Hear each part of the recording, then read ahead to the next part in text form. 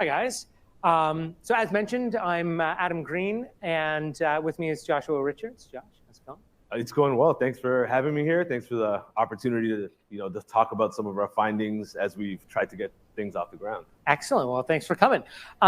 So we're here to talk to you guys today about something that you've actually heard in, it seems like almost every session thus far. And that's the idea of contextual creative. And hopefully we're going to pick up a little bit where everyone else is left off.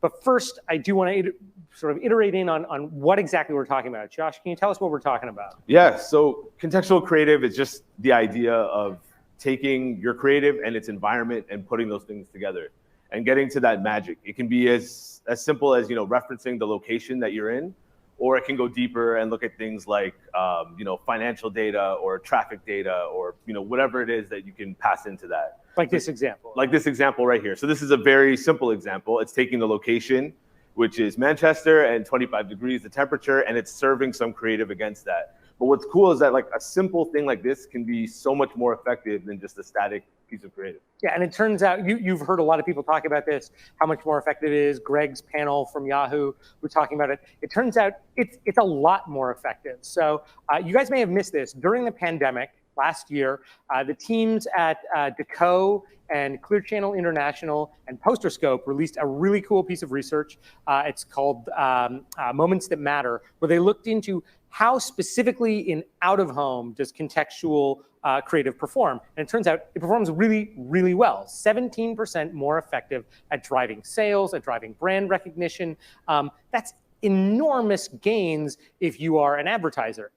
Yet, strangely, it's present in only around 8% of campaigns, according to their research. And as the biggest content management system in the business of Broadsign, we looked into our systems and saw that this was actually probably pretty generous, that it's probably a lot less than that, where you see actual meaningful reference to an ad's context within the creative itself. And that kind of got us curious. We started to think, why on earth would something that's so demonstrably effective at increasing toaster sales or mortgage sales be used so rarely? So we started asking around. And what we found was interesting. There are a lot of different answers, and they fall into a couple of different categories. And Joshua, can you tell us a little bit more about the categories of what we found? Yeah, definitely. So the two categories these kind of fall into is a question of, or the consequence of where the technology is at, and then a necessity of specialists. So things like, the tools haven't been good enough, it's expensive and it's complicated. And then on the specialist side of things, you might need a creative technologist like myself to be on that team to help think of the ideas and opportunities. You might not know, the creative teams who are working on it might not actually know what's available. And we're gonna talk about that a little bit later, but that's probably the biggest gap, is just knowing what's in the sandbox and what levers you can pull to make great creative. Yeah, so that first bucket of things that just weren't possible or they're too expensive because of the technology, that's what companies like mine and Jonathan's, who was just up here, and so many others are here to change. That's our job, is to make these things easier. And for the most part, every year we are. But the tech, for the most part, isn't a panacea. We can't solve every problem. So weirdly, I want to start with taking a look at the kind of things that are still really hard to execute. So this example, is it going? Yeah, so this example ran a couple of years ago in Sweden for Apotek, and it's still actually really hard to pull off. And Josh, as a technologist, can you tell us, why is something like this still actually hard to do? Yeah, so I didn't work on this, but this is brought up in pretty much every creative pitch I get to see as one of the standards that creative teams want to get to. And the difficulty or the complexity is really about two things here. There's timing and there's a trigger. So on the timing side of things, you can't look at a train schedule to get, at least if you're in Toronto and you take the TTC, you can't actually rely on that train schedule. I don't know, is the MTA better? Can you guys time it? No, yeah, no? Everyone's shaking. Okay. Yeah, you can't rely on it. There's gonna be delays, variances in speed, all these types of things. So how do you trigger creative when that's gonna run by? So that's the first part. The next part of the timing equation is the actual ads. These ads are on a loop. So if that train comes and there's another ad playing, you can't just cut that off. So you need to buy the whole time and then have some sort of trigger mechanism. And that's where the trigger mechanism is another layer of complexity. So a trigger for this, each one of those displays, if you were watching the little case study there, they had to install like a microcomputer, and then that microcomputer or microcontroller needs to have an ambient sound sensor, and then that sound sensor needs to know the difference between a train and a group of people that are talking loudly, right?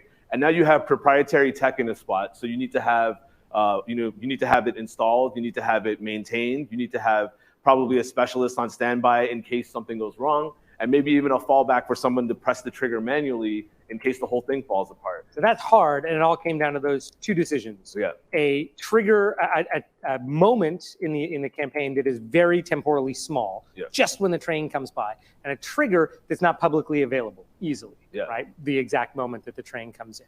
But lots of other things now are way easier to implement. So lots of things now are much easier, though. This is a campaign that I believe you did work on. Yeah. Can you tell us a little bit more about how this is easier to pull off now? Yeah, so this is the upfront of the case study, but you'll see that it's we took these 90-foot spots at Yonge and Dundas in Toronto, and we were making creative that reflected the weather and different times of day and different events that were happening during a certain time.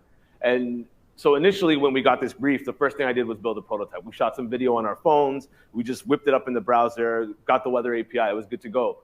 And then when it came to actually figuring out how to get this to work in out of home, it was just layers of complexity. Nobody knew who to talk to. Our accounts people didn't know, the media team, we didn't have a clear understanding of what we had to deliver, and it just became more complex over time. And this took weeks to get to a point where eventually we had an understanding of, okay, we have to deliver this spreadsheet that has a bunch of if, this, then statements and looked at the weather and whatever the different variables were. But it was the time it took to get to there is time that took away from polishing the creative. Right, and now all of those triggers are built into the system so that anybody could sit down. They don't have to make that spreadsheet with 1,000 different options and if-then statements. You can just, as a media buyer, go in and say, I want this to run when it's raining, this to run when it's sunny, this to run when it's snowy. Yeah. Excellent. So this is another campaign that you worked on, contextually creative with a totally different trigger. Tell us about this campaign. Yeah, so this one was for the Raps championship run, which we were all very excited about in Toronto. Big up Kawhi. And so when this was happening, we had all this creative and all this copy that we needed to run, right? And we wanted to run with like trigger points during the game. So initially, there was no sports triggers within Campsite. So what we had to do actually was build out all these campaigns and have them ready to run and basically have them all on pause. And then somebody was sitting in a chair watching the game and then manually triggering them, which in itself is pretty dope. Like that's pretty cool that like the platform allows somebody to just do that. But it's a stressful situation for that person, right? Because if they miss it or if they play the wrong one, they say they won when they lost or whatever it was, it can be embarrassing for everybody. Absolutely. Yeah. And now, again, those sports triggers built directly into the platform. You heard Jonathan on stage just now talking about that's built in. So a universal trigger that's universally available as opposed to a bespoke trigger like the subway example that we saw first. This is more examples of what the creative looked like. So that's the tech. Good, getting better all the time, but doesn't solve all the problems. There's a second bucket of problems, though, that we saw when we asked people what the barriers were. Tell us about the second bucket. Yeah, so the second bucket is a little bit more difficult to control because it's not, at least from my perspective, because these are human things, right? We don't know how, we don't know what's possible. Out of home isn't where we want to innovate right now. The process we have isn't built for this. We find out too late. These are all questions that I have 100% heard throughout my career working on this stuff. But the good thing is that like these don't need to be costly to fix. It's really, and it's going to sound a little cliche, but it's really just about talking to each other differently early and often. Yeah, like if we all, let's say, got together in one room at Chelsea Pier in New York with drinks, and we could just try to work differently. And we've got some takeaways for all of you as you go and continue to mingle. If you, regardless of which part of the value chain you come from. So if you are a marketer, for example, Do your agencies all meet each other regularly? How often do you meet with the media agency and the PR agency and everyone else? Maybe once in about 6 years. Right. It's really happened. Yeah. Really easy Honestly. step, guys. Yeah. They're probably here. Make it happen. Demand that the technical staff sit at the table. So you and your team put this together. How often are you meeting the client? More and more now, but there's this idea that dev people should just be kept in the shadows and tech people should. Bring us to the table. We can help move the ideas along. We'll make everybody look great. It's a good idea. Yeah, art, copy, and code. That's all it. right. If you're a media buyer, if you're on the buy side, introduce your buyers to the creative team. Don't just wait for the marketer to push or the creative team to push. Actually introduce them. How often do you know the buyers? 0. Yeah. Ensure that the creative team understands your media buying capabilities. You as a media buyer are constantly getting new tools from your DSPs and from your other tool partners. How often do they come and say, hey, we have a new way of buying, a new way of targeting? Maybe 0.1. Yeah. So we're dealing with very small numbers here. And then lastly, if you're a media owner, understand what capabilities are offered by your native tech partners. Before you have a creative idea that comes to you from a brand and you turn it away, there might be an easy riff on it with a slightly different trigger.